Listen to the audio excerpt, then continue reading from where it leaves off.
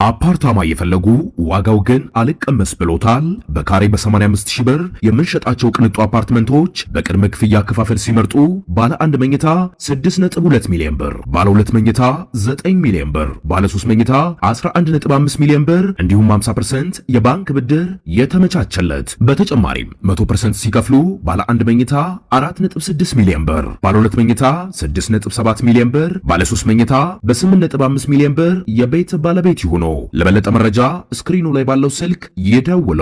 ድሪም ቢልደርስ ሪል ስቴት በአብይ ይልማ ሚዲያ ተዘጋጅቶ ይቀርብልዎታል። ሣድስ ሰላምና ጤናን ፍቅርን በረከትን ያድልኝ። ክብራትና ክብራን የሣድስ ቤተሰቦቼ ዛሬ በጣም አስገራሚ መረጃ ነው ያስኩላችሁ። ታላቅ ምስጢር ገላልጬ ብትንትን አድርጌ አሳያችኋለሁ። እንግዲህ እዚህ ስክሪን ላይ የምትመለከቱት የኢትዮጵያ አየር መንገድ በቢሾፍቱ አየር ማረፊያ አየር ጣቢያ እያሰራ ያለው ይሄ የምታዩት ግዙፍ ፕሮጀክት ቅርጹ የኤክስ ቅርጽ ሆኖ እዚች ከምትመለከቷት ፍጥረት ጋር አንድ አይነት ቀለም ነው ያለው። በዚህ ቀለም ውስጥ ነው ዲዛይኑ የተሰራው። በዚህ ቀለም ውስጥ ነው እያንዳንዱ የሚያምረው ነገር የተሰራው። ስለዚህ ይህች ፍጥረት ምን ትባላለች? መንፈሳዊት ፍጥረት ናት። ውድ ቤተሰቦቼ ከፍተኛ መንፈሳዊት አንድምታ አላት። በተለይ ደግሞ ከመንፈሳዊ ዓለም ላይ በጣም የሚታወቁ ሰዎች ጋር የተያያዘም ነገር አላት። ምንድነው? እንዴት ወደ ኢትዮጵያ ዲዛይን ሊመጣ ቻለ የሚለውንም አሳያችኋለሁ። ዲዛይኑን የሰሩት የዩናይትድ አረብ ኤሚሬትስ ዲዛይነሮች ናቸው ብዬ ነው ማምነው። የዛሃ ሀዲድ አርኪቴክቶች ይባላሉ። የኤክስ ቅርጽ ያለው ተርሚናል እንግዲህ ከ110 ሚሊዮን በላይ መንገደኞችን በማስተናገድ በአፍሪካም በዓለምም በጣም ትልቅ የሚባል ፕሮጀክት ነው። ይሄንን የሰሩበትን ሲክሬት ይናገራሉ። ከዛኛው ልጀምርላችሁና ከዛ ቀጥሎ መንፈሳዊ ከሆነው ጉዳይ አንጻር በደንብ አድርጌ ላሳያችሁ።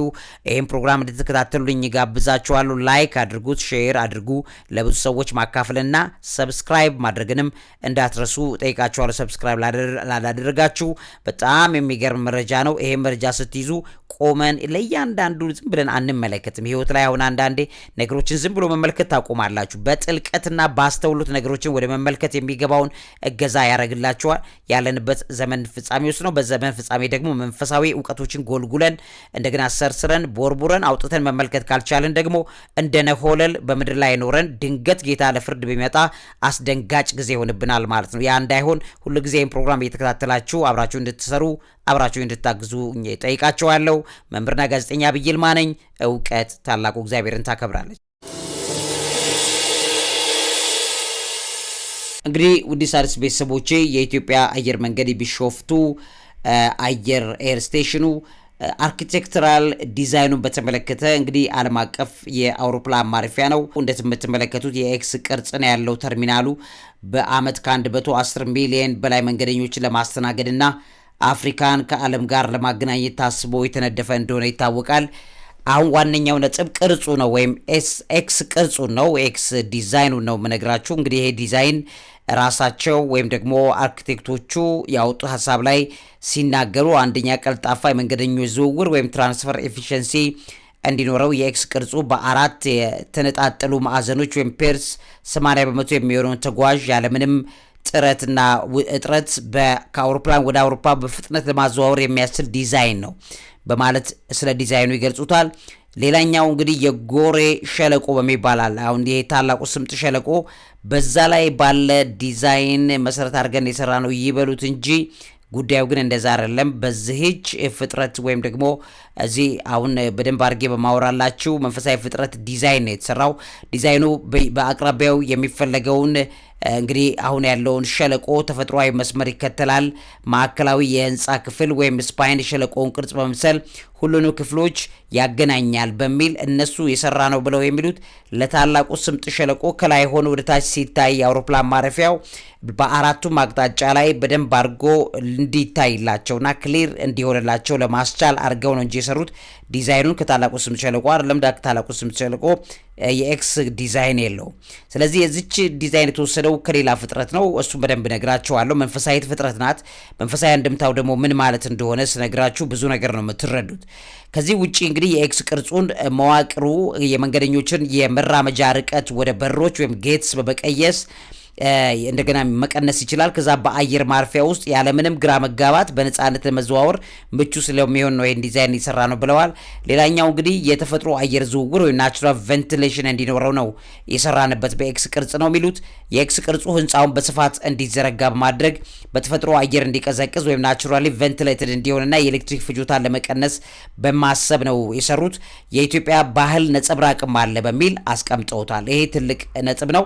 አራቱ የኤክስ ቅርጽ ክንፎች የተለያዩ የኢትዮጵያ ክልሎችን ባህል፣ ቀለም፣ ቁሳቁስ በመጠቀም ለምሳሌ የቅርጫት ጥበብ እንደገና የመስቀልን ጥበብ ሌሎቹንም እዛ ቦታ ላይ ያካትቷቸው ነገሮች አሉ።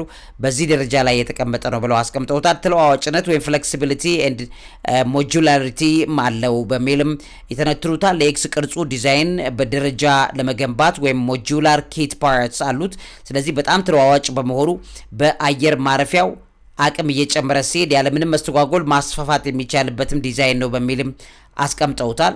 ሌላኛው እንግዲህ የቀንን ብርሃን አጠቃቀም ነው። የኤክስ ቅርጹ መዋቅሩ ሰፊ መስታወት አጠቃቀም ስለሚፈልግ ወይም ደግሞ ይፈቅዳልም። ስለዚህ የተፈጥሮ ብርሃን ወደ ተርሚናሉ በስፋት እንዲገባ ማድረግ መብራት እንዳይባክን ይረዳል። አረንጓዴና ዘላቂ ዲዛይን ወይም ሊድ ጎልድ ይኖረዋል ብለዋል። የኤክስ ቅርጹ ክፍተቶች ውስጥ የተፈጥሮ አትክልት ስፍራዎችና ደረቅ አካባቢን የሚቋቋሙ እጽዋት ወይም ድራውት ሬዚስታንት ፕላንቲንግ ለመትከል ተመራጭ ዲዛይን ነው በሚልም ይገልጹታል። ከፍተኛ አቅም ወይም ሃይ ካፓሲቲም እንዳለው ይናገራሉ። የኤክስ ቅርጹ በአንድ ጊዜ በርካታ አውሮፕላኖችን ማስተናገድ የሚችሉ ረጃጅም መንገዶች ወይም ፒኤስ እንዲኖሩት በማድረግ ከ110 ሚሊዮን ተጓዥ በአመት ማስተናገድ እንዲችል አድርገን ሰርተነዋል ብለዋል የአርክቴክቶቹ። ከዛ ውጪ አይኮኒክ ላንድማርክ በሚልም አስቀምጦታል። የስነ ህንፃ ድንቅ ዲዛይን ነው በሚልም ነው ያስቀመጡት። እንግዲህ የዚህ የኤክስ ቅርጽ ንድፍ የ21ኛው መቶ ክፍለ ዘመን አቪዬሽን ስታይልን በመከተል ቢሾፍቱ አዲስ ዓለም አቀፍ አቪዬሽን ማዕከል በመሆኑን የሚያሳይ ዘመናዊ መልክ ወይም ደግሞ ፊቸሪስቲክ ሉክ ይሰጠዋል በሚል አስቀምጠውታል። ይህም በተመለከተ እንግዲህ ዛሃ ሀዲድ አርክቴክትስ ራሳቸው ያወጡት ቢሾፍቱ ኢንተርናሽናል ኤርፖርት ዛሃ ሀዲድ አርክቴክት የሚል ጽሁፍ አለ። እሱን ገብታችሁ አንብቡ። ኒው አትላስ ላይ የሚጻፈው ዛሃ ሀዲድ ዲዛይንስ አፍሪካስ ላርጀስት ፊቸሪስቲክ ኤክስ ሼፕድ ተርሚናል ብሎ ያስቀምጠዋል።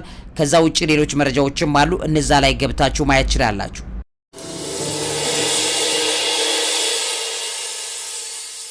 እንግዲህ ክቡራትና ክቡራን ሳድስ ቤተሰቦቼ እነሱ እንደዚህ ብለው ነው ያስቀመጡት። ስለዚህ የኤክስ ቅርጹን ዲዛይን ወይም ኢንስፓየርድ የሆኑበትን ነገር ግን አይገልጹትም። በድህረ ገጻቸው ላይም ያንን አይገልጹትም። ነገር ግን መረጃዎቹን እኔ ጎልጉልዬ ያገኘሁትን ነገር ላካፍላችሁ። እንግዲህ ይሄ ኤክስ ቅርጽ የመንፈሳዊት ፍጥረት ናት። ስክሪን ላይ የምትመለከቷት የቅዱስ እንድሪያስ መስቀል ሸረሪት ትባላለች። ሴንት እንድሪያስስ ክሮስ ስፓይደር ወይም ደግሞ አርጊዮፔ ኬይሰርሊንግ የምትባል ናት። በአውስትራሊያ የምትገኝ በዱር አካባቢ ላይ በጣም የምትሰራ እንደገና ድር ታደራለች። የኤክስ ቅርጽ ነው። ድሯም የሃር ጌጥም ማስጌጥ የሚታወቅበት አስደናቂ ፍጥረቷም ከኤክስ ቅርጽ ጋር ተያይዛ ብዙ የምትሰራው አላት። ይህቺ ሸረሪት እንግዲህ በባህሪዋ በአደን ስልቷ ድሩን በምትሰራበት መልኩ ድር በምታደራበት ጊዜ ለሳይንቲስቶችና ለዲዛይነሮች በጣም ትልቅ መነሳሳት የምትሰጥ አይነት ሸረሪት ዝርያ ናት። እንግዲህ የኤክስ ቅርጽ ድር ዋና መለያዋ በድር መሃል ላይ የሚሰራው ኤክስ ቅርጽ ያለው ነጭ የሃር መዋቅር እንደሆነ እናያለን። ስሙን ያገኘው ይሄ ኤክስ ቅርጽ የያዘው ይሄ ሸረሪት ያገኘው ቅዱስ ቶማስ ማለት ቅዱስ እንድሪያስ ወይም ደግሞ ሴንት ኤንድሪውስ ክሮስ ነው የምትባለው። ከዛ ነው ያመጣችበት። ምክንያቱም ቅዱስ እንድሪያስ በተሰቀለበት የሰያፍ መስቀል ቅርጽ በመሰየም ነው የተቀመጠው ማለት ነው። ከዚህ ጋር በተያያዘ እንግዲህ ሸረሪቱ ሁልጊዜ እግሮቿን በጥንድ በማድረግ መስቀሉ ላይ በመቀመጥ የቅርጹ አካል ትሆናለች ማለት ነው። 4 እግር ነው የሚኖራት 8 እግር ነው የሚኖራት። ነገር ግን እግሮቿን ሁለት አድርጋ አሰባስባው ነው ይሄንን የምትመለከቱትን ኤክስ ቅርጽ የምታመጣው። ስለዚህ በተበተነች ሰዓት ላይ ኤክስ አይደለችም፣ በተሰበሰበች ሰዓት ላይ ግን የኤክስ ምልክት ታመጣለች። ያንን ዲዛይን ነው የወሰዱት እና ሲወስዱም በጣም በሚገርም አይነት ነገር ነው የወሰዱት። እንግዲህ የዚች ፍጥረት ዓለም መጠነ ጾታ ወይም ደግሞ ዳይሞርፊዝም ሴቶቹ ከወንዶቹ በብዙ እጥፍ ይበልጣሉ በሰውነታቸው። ሴቶቹ ከ16 እስከ 20 ሚሊ ሜትር ሊያድጉ የሚችሉበትን፣ ወንዶቹ ደግሞ 4 ሚሊ ሜትር ብቻ ናቸው። ቀለማቸውን በተመለከተ ሴቶቹ የሚያብረቀርቅ ቢጫ፣ ቀይ፣ ጥቁር፣ ነጭ ተሰልፈው ያላቸው አካላት ዲዛይን ይኖራቸዋል። ወንዶቹ ግን ቡናማ ወይም ክሬም ቀለም። አሁን እዚህ የኢትዮጵያ አየር መንገድ የተወሰደበት ዲዛይን ቡናማው ቀለም ከዚህ የተወሰደ ነው። ስለዚህ ተለዋዋጭ ዲዛይን ታያላችሁ። እንግዲህ ወጣት ሸረሪቶች በእነዚህ ዙሪያቸው የዳንቴል መሰል ወይም ዶሊ ቅርጽ ይሰራሉ። ሲያድጉም ግን ወደ መስቀል ቅርጽ ይቀይሩታል ማለት ነው። ያንን በጣም የሚገርም ዲዛይን ነው የሚሰሩት። ከዛ ውጪ ሸረሪቶቹ ሲፈሩ እንግዲህ ድሩን በፍጥነት በማወዛወዝ የኤክስ ቅርጹንና አካሉን እንደ ጭጋግ በማሳየት አዳኞችን ያደናብራሉ ማለት ነው። ይሄንን ነው እንግዲህ አሁን ኤክስ ቅርጽ አድርገው የሚሰሩትን የድሩን ብትን ያደርጉታል። በሚበትኑበት ሰዓት ላይ ጠላቶቻቸው ያንን አይተው ደንግጠው ይመለሳሉ፣ ይረበሻሉ ማለት ነው። ስለዚህ እስከዛ ድረስ ድሩን ሰብስበው ሲያስቀምጡት የኤክስ ቅርጽ ይሰራሉ ማለት ነው። ከእግራቸው ቅርጽ ነው። አራቱም እግራቸው ማለት 8ቱንም እግር ሁለት ሁለት አድርገው ሲያስቀምጧቸው ኤክስ ይሆናል። ኤክሱ ላይ ደግሞ ሸረሪት ድር ይሰሩበታል። ከዛ ጠላት ሲመጣ ያን ድር ይበትኑታል። ድሩ ሲበተን ጠላት ደንግጦ እንዲሄድ አድርገው ይሰራሉ ማለት ነው። ይሄን ዲዛይን የኢትዮጵያ አየር መንገድ ዲዛይን ላይ አስቀምጠዋል።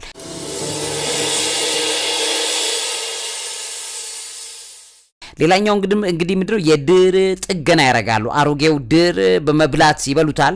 ለቀጣይ ስራ ቁሳቁስ አድርገው ይጠቀሙታል። የዛን ጊዜ ለቀጣይ በጣም ብዙ አቅም ይኖራቸዋል። ከዛ ውጪ የተመጣጠነ ምግብ አላቸው። ንቦች፣ ዝንቦች፣ ቢራቢሮች፣ ሌሎችም ፍጥረት ዓለማት ወደዚህ ሸረሪት ድር በሚገቡላቸው ሰዓት ላይ አፍነው አንቀው እዛው ይበሏቸዋል ማለት ነው። ስለዚህ የማደን ስልት አላቸው። የሚያድኑትም እንግዲህ በፍጥነት በኬር በመጠቅለል ያደናቅፋሉ። ባህሩ ይጠቀልሉና ያደነቃቅፋሉ። ጠቅልለው ወዲያው ነው የሚጠቀሟቸው ማለት ነው። ከዛ ከውስጣቸው ያለውን ፈሳሽ ይመጡታል። በጥንቃቄ ባህሪያቸው አደጋ ሲሰማቸው ከድሩ ላይ በመውደቅ በፍጥነት መሬት ላይ ይወርዱና ያመልጣሉ። ይሄም አንደኛው ስታቸው ነው። ከዛ ውጭ ድሮቻቸው በተለይም ፀሐያማ በሆኑ አካባቢዎች ላይ ይሰራሉ። ፀሐይ ወዳድ ናቸው። የህይወት ዘመናቸው በአጠቃላይ የ1 ዓመት የህይወት ዘመን ነው አንዱ የኤክስ ቅርጽ ያለው ሸረሪት የሚኖረው። እንግዲህ ውድ ሣድስ ቤተሰቦቼ እነዚህ የኢትዮጵያ አየር መንገድ ዲዛይኑን የወሰደባቸው ሸረሪት ኤክስ ቅርጽ ወይም የቅዱስ እንድሪያስ ሸረሪቶች የሚባሉት ኤክስ ሸረሪቶች የሚባሉት እነዚህ ሸረሪቶችን በተመለከተ የእንቁላል ከረጢት አላቸው። ሴቶቹ አረንጓዴ ቀለም ያለው እንደ እንክብል ያለ የእንቁላል ከረጢት ከድር አጠገብ በቅጠሎች ውስጥ ይሰራሉ። ከዛ በጣም በትዳር የሚያምኑ ናቸው። አንድ የዚህ ኤክስ ቅርጽ ሰሪ ሸረሪት አንዲትን ኮረዳ ካገባ እስከ ለተሞቱ ነው አብረው የሚቆዩት ማለት ነው። ስለዚህ ጋብቻ ህይወታቸው በጣም ነው የሚገርመው። ወንዶቹ ከጋብቻ በኋላ በሴቷ የመበላት እድላቸው ግን በጣም ከፍተኛ ነው። ነገሮችን ሁሉ አሁን ይሄ ጋብቻ ቢፈርስ ግን ሴቷ ወንድየውን ሰልቅጣ ትበላዋለች እና በጣም የሚገርም ነው። ትልቅም መጠን ስላላቸው ሴቶቹ ወንዶቹን ይውጧቸዋል ማለት ነው በሚገርማችሁ። ስለዚህ ወንዱ ትዳሩን አክብሮ ነው ሰጥለጥ ብሎ መኖር ያለበት። በጣም አስገራሚ ተፈጥሮ ነው ያላቸው። ስለዚህ ገዝፋ የተቀመጠች ናት። በዛ በጣም አስገራሚ ጥቃት ነው የምትፈጽምበት ማለት ነው ወንድየው ላይ። በጣም ከተጣሉ መጥፎ ህይወት ነው የሚኖረው። ስለዚህ በዛ የተነሳ ትዳሩን አክብሮ እስከ ለተሞቱ ድረስ ከሷ ጋር ሰጥለጥ ብሎ ይቀጥላል ማለት ነው። ከዛ ውጭ እንግዲህ ወንዶቹ የዘር ፈሳሽ ካስተላለፉ በኋላ የሴቷ መራቢያ ክፍል ደግሞ እነሱ ሌላ ምንም አይነት መጥቶ መኩራ እንዳያደርግ ሜቲንግ ፕላግ አላቸውና በመራቢያ አካሏ ላይ ከሱ ውጪ ማንም ከግንኙነት እንዳታረግ በዛ ላይ የሚደፍንበት ኬሚካል አለው ማለት ነው። የሚገርማችሁ በራሱ ኬሚካል ኮድ አድርጎ መራቢያ አካሏን ይደፍነዋል። ስለዚህ ከሌላ ጋር ምንም አይነት ግንኙነት እንዳታረግ አድርጎ ይይዛታል ማለት ነው ይቺ ሸረሪት ዝርያ። ስለዚህ በጣም በሚገርም ሁኔታ በአንድ ጊዜ ስትጥል እንግዲህ ከአንድ እንቁላል ከረጢት እስከ 300 እስከ 1400 የሚደርሱ ትናንሽ ሸረሪቶችን ኤክስ ሸረሪቶችን ትጥላለች። ስለዚህ የመንሸራተት ወይም ደግሞ ባሎኒንግ ችሎታ አላቸው። ትናንሽ የሸረሪት የሐር ክርን በመጠቀም በንፋስ አማካኝነት ወደ ሌላ ቦታ ልክ እንደ ፓራሹት ተጠቅመው የሆነ ገመዶች ያሉ አይደለም መዝለያ ገመዶች ተጠቅመው ከአንድ ጫካ ወደ አንድ ጫካ በገመዱ ተንሸራተው የሚሄዱበት እንደዛ አይነት ዲዛይን የሚጠቀሙ ናቸው። በጣም የሚገርሙ ፍጥረታት ናቸው።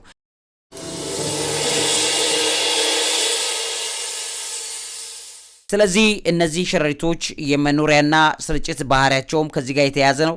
በዋናነት በምስራቅ አውስትራሊያ ኩዊንስላንድ፣ በኒው ሳውዝ ዌልስ እና በቪክቶሪያ ይገኛሉ። የመኖሪያ ቦታቸው በቤት ግቢ፣ ክፍት ደኖች፣ ቁጥቋጦዎችና የዝናብ ደን ዳርቻዎች እንዳለባቸው ይነገራል። መገኛቸው ከፍታ ባለበት ከመሬት 1.1 እስከ 2 ሜትር ርቀት ላይ ከፍ ብለው ነው ድር የሚሰሩት። ሸረሪቶቹ በደንብ የተዘጉ ቦታዎችና ክሎዝድ ሃቢትስን ይመርጣሉ።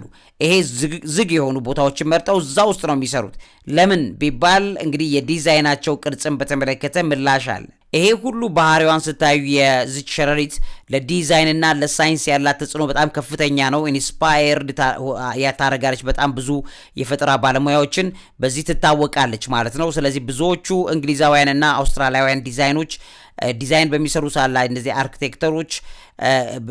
አርክቴክቶቹ የሚሰሩት ዲዛይን መሰረት የሚያደርጉት ከዚች ፍጥረት በአብዛኛው የሚጠቀሟቸው ነገሮች እንዳሉ ይነገራል። ከዚህ ውስጥ መካከል የዩቪ ወይም አልትራቫዮሌት ብርሃን ነጸብራቅ ነው። በድሮዋ ላይ ያለው ነጭ የሐር መስቀል የአልትራቫዮሌት ብርሃንን ያንጸባርቃል። ይሄም ነፍሳትን ይስባል ማለት ነው። በጣም የሚገርም ዲዛይን ነው። ይሄ ዲዛይኑ ደግሞ የተንኮል ዲዛይን ነው። ስለዚህ ነፍሳቶች በዚህ አልትራቫዮሌት የሆነ የተንጸባራቂነትና እጅግ አስደናቂ በሆነ ዩቪ የነጭ ሐር መስቀሏ አማካኝነት ስባ ፍጥረቱን ወደ እሷ ታስጠጋና ታድናቸዋለች። ሌላኛው የምህንድስና መነሳሳትን ታሳያለች። ይሄ የአልትራቫዮሌት ነጸብራቅ ቴክኖሎጂ የፀሐይ ኃይል ማመንጫዎችን ወይም የሶላር ፓኔሎችን የበለጠ ውጤታማ ለማድረግ ጥናት እየተደረገበት ይገኛል። በሚገርም ደረጃ ሙቀትን መሰብሰብ የሚችል ተፈጥሮ ነው ያላት የምታወጣው ማለት ነው። በዚህም የተነሳ ከፍተኛ የሆነ ትኩረት ሰጥቶት በዚህ ዙሪያ ላይ ብዙ ስራ እየተሰራበት ጥናት እየተደረገበት ነው ያለው። ሌላኛው የእንስሳት መከላከያ ወይም ደግሞ ስታቢሊመንተም ተብሎ የሚታወቅ የኤክስ ዲዛይኗን የምሰራበት ከዛ በጣም አስገራሚ ተፈጥሮ ነው። የኤክስ ቅርጹ አዕዋፋት ድሩን እንዳያፈርሱት ወይም ሸረሪቱን እንዳይበሉ ለማስፈራራት ያገለግላል ማለት ነው። ሌላኛው የመጥፋት ስጋት ነው። እንግዲህ ድሮቻቸው ተለይተው ስለሚታወቁ ትላልቅ ፍጥረት አልባትና እንስሳት እንዳያስፈርሱባቸው ድሩ በዛ ኤክስ ቅርጽ መቀመጡ ይከላከልላቸዋል። ሌላኛው የቁሳቁስ ጥንካሬ ነው። የሸረሪቷ ሐር ከፍተኛ ጥንካሬ ያለው በመሆኑ ለተለያዩ የተራቀቁ ቁሳቁሶች ለምሳሌ እንደ ባዮሚሚክሪ ማምረቻ በመነሳሳት እየተሰሩባቸው የተጠቀሙባቸው ይገኛሉ። ፋብሪካዎች የእነሱን ድር በጣም የሚጠቀሙበት ጊዜ ላይ ነው ያለ ነው። የቅርጿ ዲዛይን ወይም ስትራክቸራል ኢንጂነሪንጓን በተመለከተ ተለዋዋጭ ኤክስ ቅርጾች በህንፃ ዲዛይንና ጥንካሬና ተለዋዋጭነት ለመጨመር እንደ መዋቅራዊ ምሳሌ ተደርጎ ይጠናል።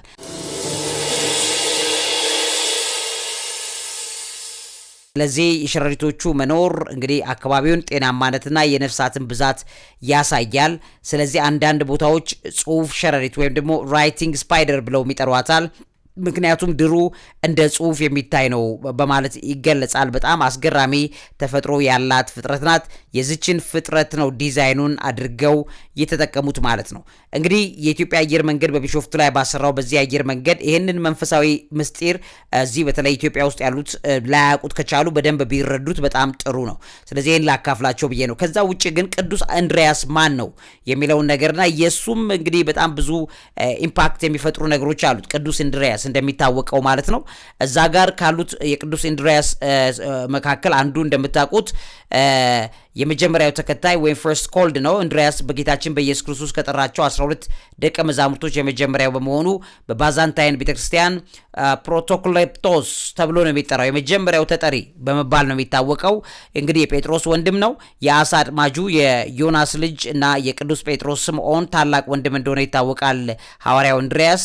ከዛ ውጪ ኢየሱስ ክርስቶስም ከመከተሉ በፊት በገሊላ ባህር አሳ አጥማጅም እንደነበረ ከመጥምቁ ዮሐንስ ጋር በመሆን ኢየሱስን የእግዚአብሔር በግ ብሎ እንግዲህ ያሰማና ይጮህ የነበሩት መጀመሪያ ሰዎች መካከል እንግዲህ ዮሐንስ ነው የሚያሰማው የሚጮህ የነበረው። እሱን ይከተል የነበረ ሰው ነው።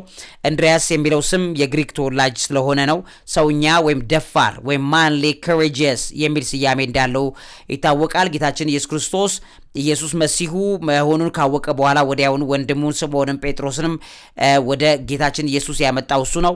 ጌታ ኢየሱስ 5000 ሰዎችን ባበላበት ተአምር ምግቡን ወደ ጌታ ኢየሱስ ክርስቶስ ይዞ የመጣው እንድሪያስ እንደሆነ ይታወቃል። ከዛ ውጪ እንግዲህ የባዛንታይን መስራችም በኋላ ቁስጥንጥንያ ቤተክርስቲያንም እንዲመሰረት ያደረገ ሰው ነው። እንግዲህ በወንጌላዊነት በሰባኪነቱ በጣም ብዙ ያገለገለ ሰው ነው ይሄ ሰው እንደምታውቁት።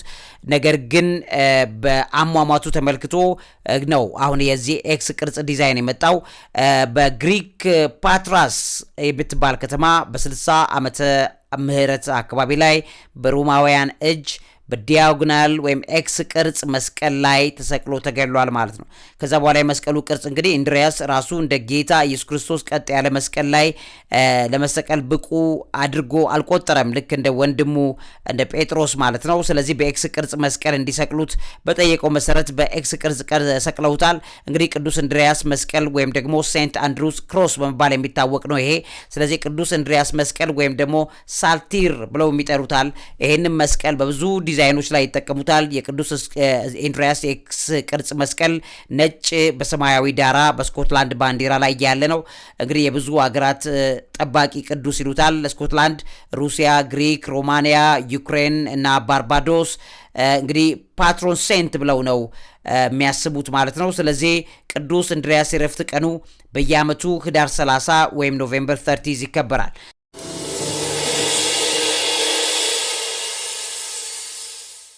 የሱ የመስቀሉ ቅርጽ ኤክስ ቅርጽ ያለው ሰያፍ መስቀል ነው፣ ዲያጎናል ክሮስ የሚባለው ይሄ የኢትዮጵያ አየር መንገድ ዲዛይኑ የተወሰደበት ማለት ነው።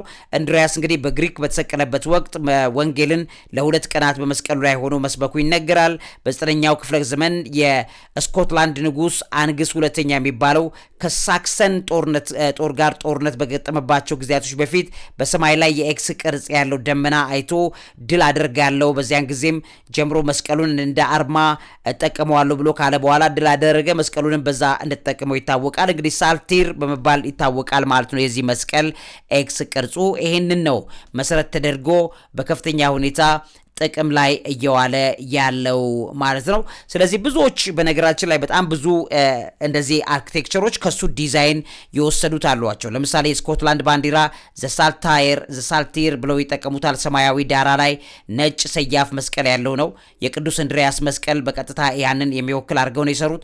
የባርገንዲ መስቀል የሚባል ክሮስ ኦፍ ባርገንዲ በሰያፍ መስቀል ቅርጽ ላይ የቀይ መስቀል አይነት ነው። በተለይም በስፔን ታሪካዊ ምልክቶች ባንዲራዎችና በባህር ኃይል ኢንዛይን አድርገው በስፋት አገልግሏል፣ ይጠቀሙታል። ይህንኑ የእንድሪያስ መስቀል ቅርጽን የባቡር ሀዲድ መሻገሪያ ምልክት ወይም ሬልዌይ ሌቭል ክሮሲንግ ሳይን ብለው ይጠቀሙታል። በአውሮፓና በተለያዩ ሀገራት የባቡር ሀዲድ ማቋረጫ በማመላከት የዚሁን ኤክስ ቅርጽ አድርገው እንድሪያስ ኤክስ ክሮስ በሚል ይጠቀሙታል። የዩናይትድ ኪንግደም ዩኒየን ጃክ የሚባል አለ። ይሄም እንግዲህ ባንዲራውን የቅዱስ እንድሪያስ ስኮትላንድ ላይ ያለን ነገር ታሪክ መሰረት አድርገው በዛ ተጠቅመውታል። የቅዱስ ጆርጅ ወይም ደግሞ ኢንግላንድ፣ የቅዱስ ፓትሪክ አየርላንድ መስቀሎችን ጥምር ነው ብለው በዛ ዲዛይን አድርገው የእንድሪያስን መስቀል ይጠቀማሉ።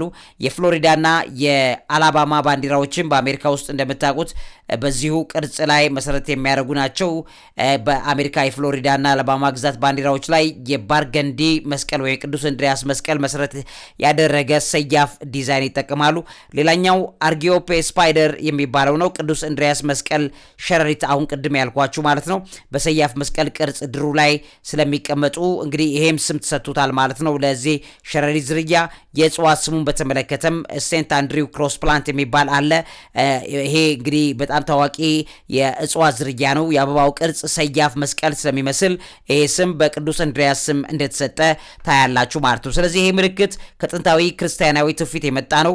ቅዱስ እንድሪያስ የክርስቶስ መስቀልን ለመካፈል ብቁ አይደለውም በማለት በኤክስ ቅርጽ መስቀል ላይ ስቀሉኝ ብሎ ባስቀመጠው መሰረት የትህትናና የሰማዕትነት ምልክት ተደርጎ ይወሰዳል ማለት ነው ውድ ቤተሰቦቼ። ስለዚህ ከዚህ አንጻር የኢትዮጵያ አየር መንገድ ያሰራው ይሄ የቢሾፍቱ ዲዛይኑ በኤክስ ቅርጽ ወይም በቅዱስ እንድሪያስ ወይም በቅዱስ አንድሪውስ ክሮስ መሰረት በማድረግ የተሰራ ዲዛይን እንደሆነ እንድታውቁት ብዬ፣ ሸረሪቷም በሱ ስም የተሰየመች ስለሆነች ከሸረሪቷ ዲዛይኑ ሙሉ ቀለሙን ሙሉ ከዛው የወንድየው ነው ቀለሙ በነገራችን ላይ። አሁንም የዚህን የወንዱን ቀለም ነው የያዘው ይሄም የኢትዮጵያ አየር መንገድ ያሰራው ያለው ስለዚህ ያንን ዲዛይን ወስደው እንደሰሩት በግልጽ እንድታቁት ይሄን መረጃ አካፈልኳችሁ ለዚህ አእምሮ ምግብ አዘጋጅና አቅራቢ መምህርና ጋዜጠኛ አብይ ይልማ ሼር አድርጉልኝ ለብዙ ሰዎች አካፍሉ ላይክ አድርጉ ብትችሉ VPN ያበራችሁ ፕሮግራሙን ብትከታተሉልኝ ከዩቲዩብ ሽልማት ከፍ ይላል ማለት ነው ለዛ እንድታግዙኝ ጠይቃችኋለሁ እውቀት ታላቁ እግዚአብሔርን ታከብራለች አፓርታማ እየፈለጉ ዋጋው ግን አልቀመስ ብሎታል በካሬ በ85000 ብር የምንሸጣቸው ቅንጡ አፓርትመንቶች በቅድመ ክፍያ ክፋፈል ሲመርጡ ባለ 1 መኝታ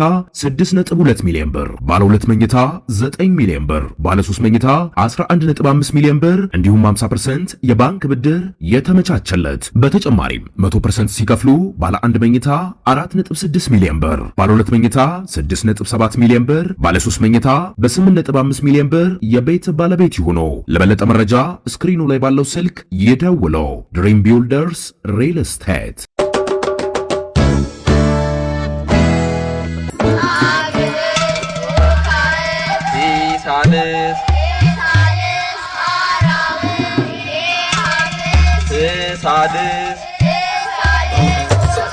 በአብይ ይልማ ሚዲያ ተዘጋጅቶ ይቀርብልዎታል። ሳድስ